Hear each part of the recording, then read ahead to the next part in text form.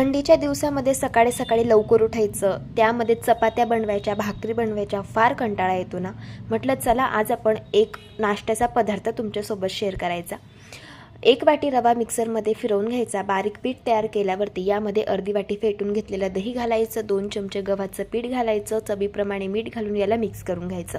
थोडं थोडं पाणी घालून याचं आपल्याला बॅटर तयार करायचं आहे. जसं डोस्यांचं बॅटर असतं ना त्याच पद्धतीचं आणि त्याच थिकनेसचं बॅटर तयार करून घ्यायचं या पद्धतीने.